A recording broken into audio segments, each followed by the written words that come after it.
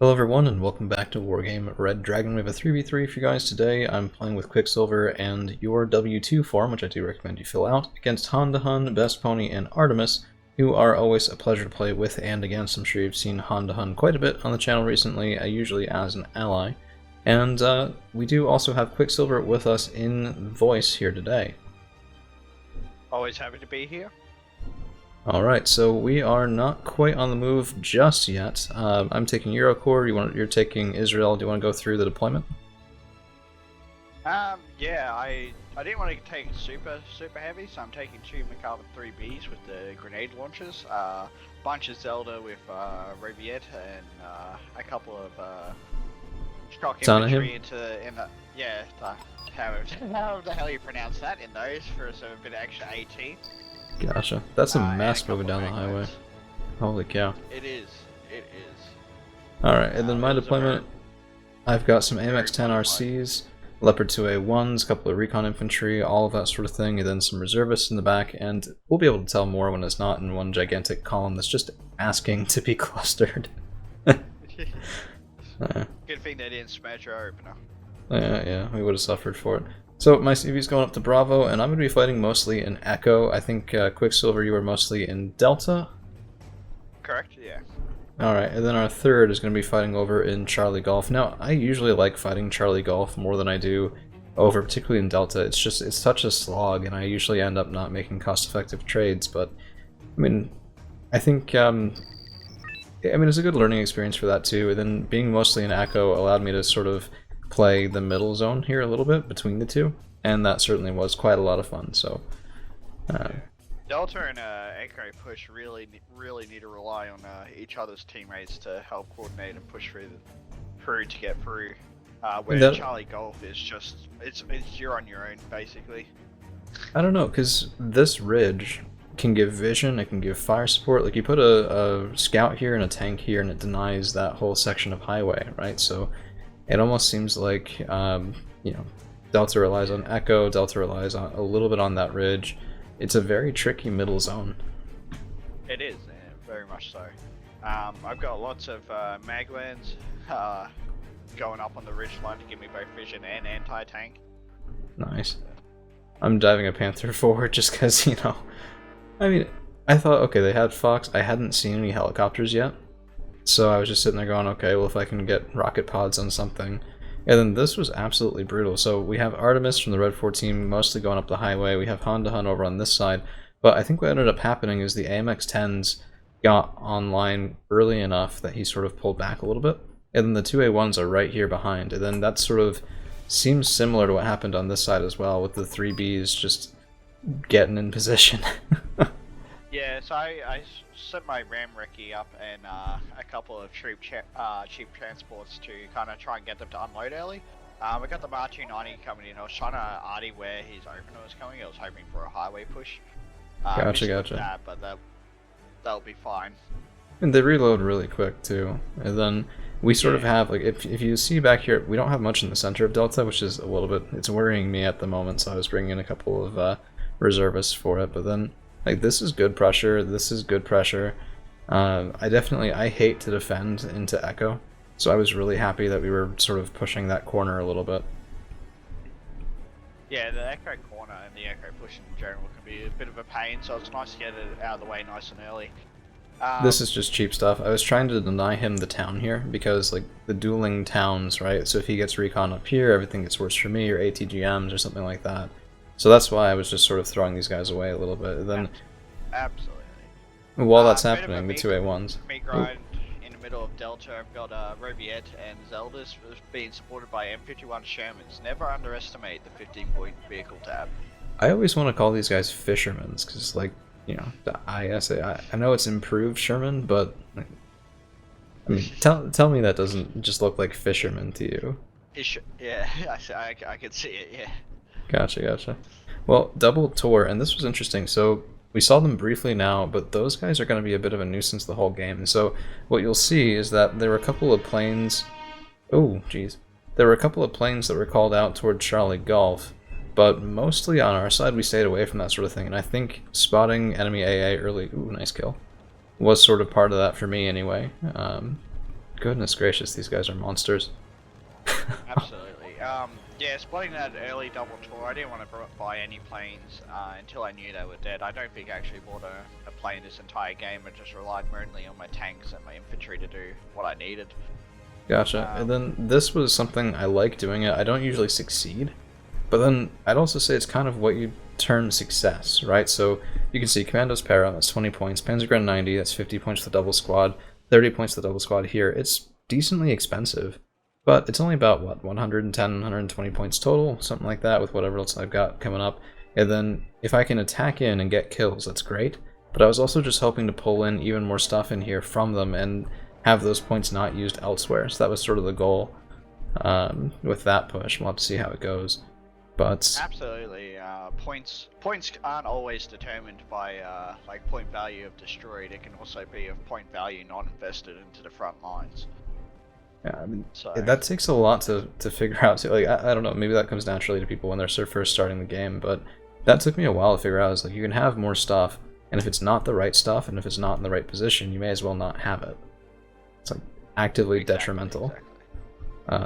Because it's, you know, then it's on the board, so you can't buy more stuff, but it's not actually helping you. That was some brutal. I mean, I think we would have been really happy with a bigger presence in these trees. But it looks like we were just having some trouble clearing out this section right here and getting across, shooting that gap against Best Pony. So Spetsnaz grew, a couple of vehicles. And this is your W2 forms fighting area on Golf. And I do just have to say, the Leopard 2s and Panzergrenadier, like, I would love to see this with a lot more, Martyr 2 is destroyed, with a lot more cheap fire support and cheap options up there. I think that would have been padding it out a bit better. But on this side, so the Panzergrenadier get up, and this was an interesting thing. My Panzergrenadier, I turned off their Lichta MG3, and I force moved them until I got close enough to kill that Pion, because they're very close range. But that's the money here. The Pion's 75, the 64B is 65. That's what I came up here to get, and that's what makes this worth it if we can get it. Absolutely, and now they're going to have to invest in points in stopping that push, or not spawn anything on Foxtrot any further. Right, so you see the Mi-24W. Oh, go ahead. Yeah, over by Delta, I'm trying to get more infantry into that forest, but they are defending it well. I'm pushing my tanks up, trying to engage what I can, but also having the smoke behind them to pull back. So here's a question. So I know you're mostly a Moto player, but it's conventional wisdom, at least sort of in the mid-skill sort of space that I tend to live in, to not keep tanks this expensive double stacked. So when is the right time to keep them double stacked? When's the right time to keep them single? And why did you operate like this? Honestly, I have no idea, because I'm a Moto player, I rarely touch tanks. My reasoning for keeping them double stacked though is because they're not the full 170, 180 point heavy tanks, they're only 155, so you really need the double hit of the cannons to really punish the tanks, because they've only got 20 AP. Their frontal armor is amazing, but they've only got 20 AP. And with 10 rounds a minute too, like the double stack of 20 AP seems like it could definitely put a hurt on people. And we already saw the grenade launcher in action. Also, it just makes it a lot easier for me to micro, rather than having to move 2 units back. I can just hit reverse and they both reverse. Gotcha. It seems like it's baiting out cluster planes. That seems to be the only risk that I really mentioned for it, but lots of forward spikes. They got a bit intercepted, a bit arty. The arty this game was absolutely brutal on both sides. Gotcha, because we have the... If a cluster plane did come, I did have my Shinu like only a couple hundred meters behind my tanks. Well. Sure, yeah, but like trading the cluster plane for 2 3Bs, I'd throw in my cluster plane for that if I could guarantee a kill. So yeah. And then over on this side, you can see most of my stuff has been taken out, so it's just a couple reservists, but like we're pulling so much. My idea with the Shinu is for it to stun it before it can hit it, because that's why it's always so up and close near my okay. So that's something. Mine's usually farther back just to keep them alive, but that means that it's usually reactive, so that close is intentional. Yeah, it's a proactive solution. Huh. Fair enough. This was pretty funny too. Like, so 2 separate units of mortars firing the Laishas and the M113s, and I don't think we kill it here, but I was really hoping to. So. No, but we definitely stunned the shit out of it, so if we wanted to call in a plane, we probably could have right now, but I so think much investment just for that little time. Yeah, exactly. Okay, so the 105, that's West German. So this was a West German national deck, I think. And, oh, that's unfortunate. West German mech 1980, I believe. Right, so that bow, the 45-point recon helos, I tend to stay away from. I don't think they're really that worth it. And then just went right up there and died. So I don't know, like there's a whole scale. You have the Tiger, and then you have the 30-point sort of rinky-dink ones, and I'd rather go for either extreme than stay in the middle. Personal preference, I guess. But especially if you're just gonna throw them out into the open to die. But the cheap recon helicopters do have their place. I would have liked for sure. recon infantry on his side. We got double BUs in mid, which pound for pound are gonna absolutely decimate my mech for 3 Bs. Yeah, 23 AP. I have the frontal armor to tank him. I just need the AP to help kill him. So I think I'll be calling in a para to help deal with that. Ooh. Now the para is a unit. That's like one of the reasons that people take. Sorry for this. Yeah. A leopard 2. Where's the para? Out the top. Oh, okay. Bravo spawn. Oh yeah. The spawn zones on this map, they take some getting used to. This seems like a unit that like every Israel player wants to use and wants to use well, and it's just so hard to get value out of it. But I mean, 2975 meter range, 60% accuracy, 27 AP, and 24 of them. So it's, I guess, that's monster stats. But I think what people really overlook on this is the stabilizer is 50%. You always want to stay at that 2975 meter range. What I see a lot of newer players do is they'll buy the para and engage a heavy tank, and the heavy tank will just drive towards it until it's in range to shoot it. What I like to do, if a heavy tank's driving towards me, I will just reverse it because it's got that 50% stabilizer. Yeah, I mean, fair. And I am just going to take a second, because I hate doing this, but it's really the damnedest thing. Like, if I don't say it, things do much worse. So if you are still hanging out and you do enjoy this sort of thing, please don't hesitate to do the whole, like, share, subscribe, YouTuber, just frankly nonsense that I have to ask for. Like, it's one of those things I don't like talking about it, but if I don't, everything does way worse. We don't get nearly as many views, the channel stalls out, and that's just sort of the reality of it. So that's all the time I want to give to that. This was something, so Echo, I was trying to push up and in and close off this ramp the whole time, but I think what was happening was it's running into 2 people's reinforcements down the ramp, and that's a hard fight to win even in the best of times.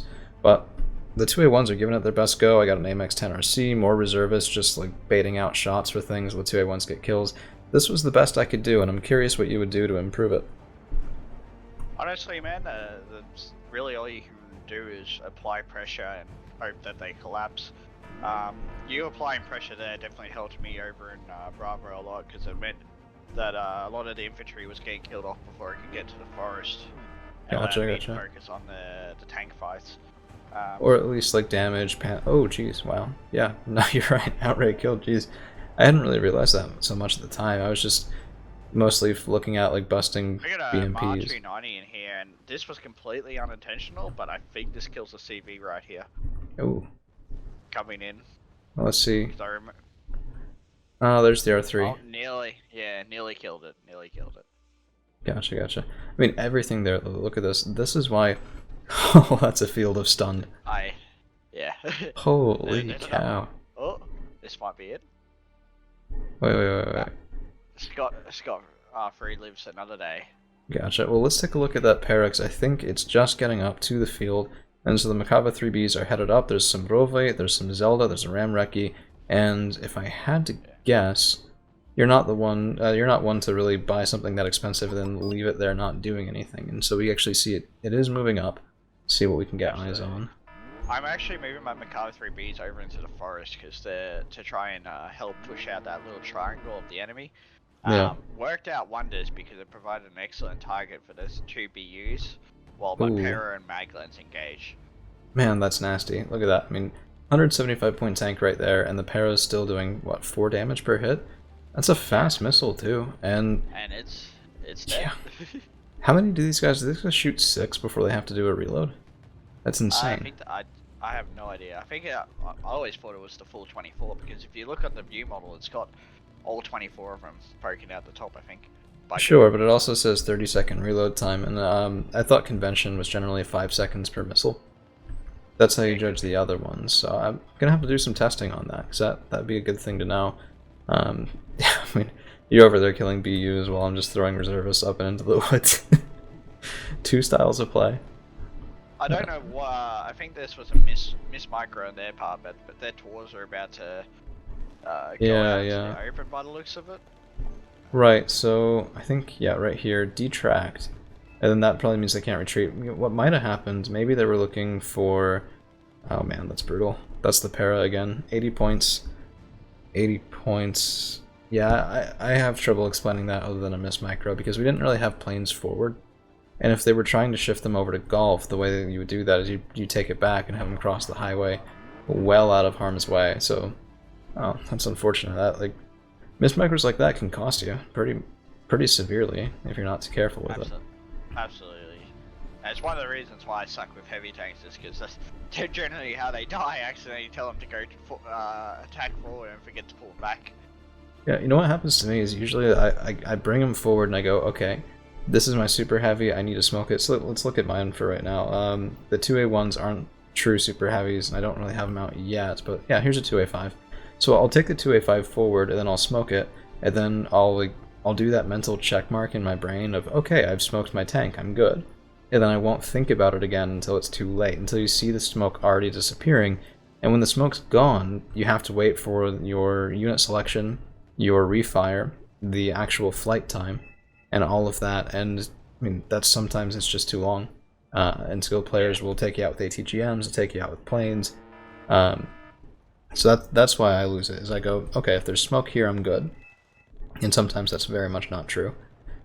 So, they started bringing out even heavier tanks, more BUs than 80 unit mod 1. Yeah, geez, so I'm like, alright, I don't have enough paras to cover all the areas. I don't have enough, my Carver 3Bs aren't going to be able to go toe to toe to them for very long. I'm going to make the investment and get a 3D Baz. Gotcha. And that's the same reason I bought the 2A5s. Like, I had the 2A1s forward, then we spotted, I think it was a T80U first, and then the mod. And I was sitting there going, I might be able to engage those with both of these, but I mean, what they have in punch with 18 AP, they lose in frontal armor. And 16, frontal armor is not enough to engage a T72 in one mod. I mean, 23 will chew through that, and what's that, 4 damage a shot? I think? Maybe 5? Close, something like that, yeah. But if I have to, I have to get close enough to pen. Always confuse me. Yeah, so if I have to get close enough to pen, that's just going to go up and up and up. And if he gets into a 2-shot kill, I'm just toast. So, like, that... Ooh, jeez, he's stunned on the ridge. Holy cow. Yeah. That's where you don't want to be. If I see a heavy tank, I'm going to R290 it to reduce its effectiveness. Yeah, I mean, fair enough. It seemed to work wonders for us this time. It's something I don't tend to think about. Can you do the same thing with mortars? Or does that not quite work as effectively for morale? Yeah, nowhere near as effective. The March 90 is 20 HP and you get 20 HE and you get 4 rockets over a decent sized area. Just absolutely brutal. Yeah, speaking of, this hurt my soul, because I got them over here. I was thinking maybe the CV was over that way. And then I realized I had just done what Mint Jellyman had told me not to do, which is take expensive shock infantry and use them in a role they're not really designed for, and then just get shot in the open. I was like, okay. Yeah. Some lessons take a little while to learn. Like, the reservists could have done that. And when they died, I wouldn't have cared as much, because that's 10 points down the drain instead of 50. So, exactly. That's a big difference. There was also some nice movement around this side from Honda Hun, so if we take a look, his response to me pushing up here has to make it, make it impossible to do again. So like if I charge up here, there's a KT, Panzer J390, anything that leads the charge is going to die. And then behind that we had the Pion, we had a second Pion earlier, and just decent coverage from the Yakri MTLBVs. I mean, it's not really heavy, but it's enough to make it worthwhile. it's nothing heavy, but it's definitely enough to alert it and slow it down, so you can easily do a reaction force. So. Right. Now, this kind of what I made. The 1390, I think, is heat rounds. And the reason they were there, the reason the 3 of them are there, was to stop infantry from coming down this side. And then I was hoping the Tiger would screen things out, but it was just a little bit too far forward, I think. So I'm trying to go in with the Tiger, and we do bait out a shot. So that's going to be 1 missile away, and 1 kill. So don't let yourself get baited with stuff like that. It's often on purpose. Like, if you see someone throwing... I just lost one of these. The only reason to throw something else like that forward was to draw out a shot. So... sometimes easy kills are not worthwhile, and you don't necessarily know that unless you know your opponent's head, but yeah. Absolutely. So if we take a look back at the battlefield right now, Echo and Delta are capped. We're taking out a +2, 287 points to 1, and this is sort of what I was saying with, I think I said it anyway, this game felt closer than the points ended up being. So if you look, like, we haven't really been able to push them fully, like, their side is not crumpled. It's mostly just that the front line is a little farther back than is good for them. But that front line is still, like, we have stuff dying, we've been pushed back to even in Golf and Charlie. We very much paid in blood for pretty much every advance here. And you can see Honda Hun's trying again, 2A1's taken out, I think that was a Pion again on the top of the ridge. Pretty unfortunate for those tanks this match, but he's trying again to push us out of Echo, and that pressure was very constant. I was to use the colloquial slang, I was very sweaty this whole game, just trying to stay on top of stuff. Yeah, I mean, at any moment. So if we take a look, there's Fliegerfoss, there's Heimatschützen, and there's BGS, but this sort of is only slightly denser than what we just took a look at. Oh geez, so many people revving their engines today, I do apologize. It's not that robust. So, yeah, we were playing over here going, is this going to collapse? I kept sending units there, but I couldn't always micro them, so they either died too early or didn't even get out of the transport sometimes. Right. Honestly, a good push of Motor Strelka and a couple of those medium heavy tanks would have completely collapsed Charlie, and they could have just walked straight on through, assuming we were unable to assist. But I don't think they had the optics to figure that out, and that's why, I mean, Recon is the whole game in this sometimes, and Recon and... I don't know. If you're too fearless, you're going to throw things away. I often do this. I often go, well, I may as well, and then I lose stuff. But if you're too fearful, you'll lose opportunities. And I can't tell you the number of times I've looked in and gone, okay, I had a little bit of success, and then I was too afraid to capitalize on it, and that lost me the game. So, like, it's a fine line that's really, really hard to judge sometimes. Absolutely. Because one wrong push and your whole front line can collapse, but at the same time, if you're not always screening your enemy's front line, then they could be holding you off with like 20 points worth of infantry, and you'd never know. Yeah, and then for some reason, whenever I try to hold people off with 20 points worth of infantry, they always know. I don't know how that works, but like I was playing on oh geez, that was embarrassing. Evac your seed planes the first time they turn around. If you don't see anything, then don't just let them loiter, because that was a 150 point waste right there. You only get one of them as well. But this was actually a good engagement. So the Claire versus the T-72 M1 mod, 2 points of damage each per hit. But I have the backing of a Milan team, and I also have a faster fire rate, so we were able to get something. And then I wasn't sure about that, so I pulled back. And in hindsight, I think I should have just stayed there, taken the additional shot. Might have had a chance to kill him, and not let him, pull back so far in the woods where I lost line of sight, and he's just going up the ridge again. So that could have been a very valuable kill. Absolutely, especially if your 2A1's there to also assist. Your Leclerc could have been putting down fire while they pushed up closer. To hit things, right? And instead... they brought in a helicopter, which is about to get killed by a Crotel. Yeah, so it could have gone either way, really. Yeah, and I'm not too sad about that. Like, that's an 85 point kill that came out of that engagement, so... Yeah, like, both of our tanks survived, but that was 85 points in my favor for the whole broader exchange, right? Yeah. So. My Macabre 3B is still alive. I'm repairing them up. I've got the Macabre 3B, the Baz, moving up now. 1 point. 1 point. Yeah. Jeez. That was the closest they came to dying before they died. I mean, they only died because you said that they were going to live the whole game. Like, that's why they died. That's just karma right there, coming in and saying, hey, we're not doing this here right now.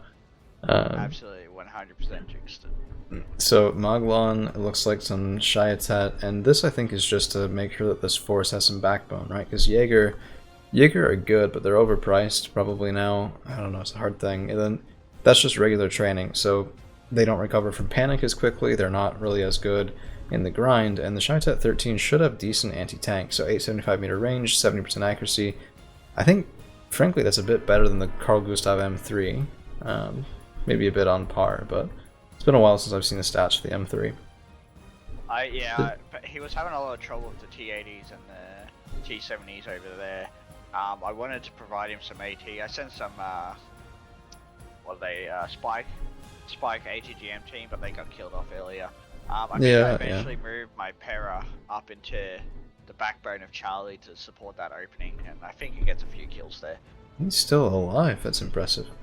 And healed up as well. The first one died, yeah. Gotcha. Can we find the carcass? He made his money worth. I don't know where he died. It was back further. Gotcha. Where the one is now, but yeah. Yeah, I mean, that artillery presence, that's what's just firing the whole game. How much artillery do they have? Alright, let's take a look at that, because I'm curious as well. That's going to be... Okay, 1-2 missed to S, and that's 7 HE, that's like your standard sort of short aim time. I think that's it, but they just kept firing, and for whatever reason we didn't counterfire, so... I mean, maybe we should have. Could have gone a lot better if we did. But didn't think it was worth wasting on it. This double Syria. I would have been so mad if I was him, because they're both fire and forgets, right? So that's 4 30 AP fire and forgets, and my 2A5 only took 1 hit.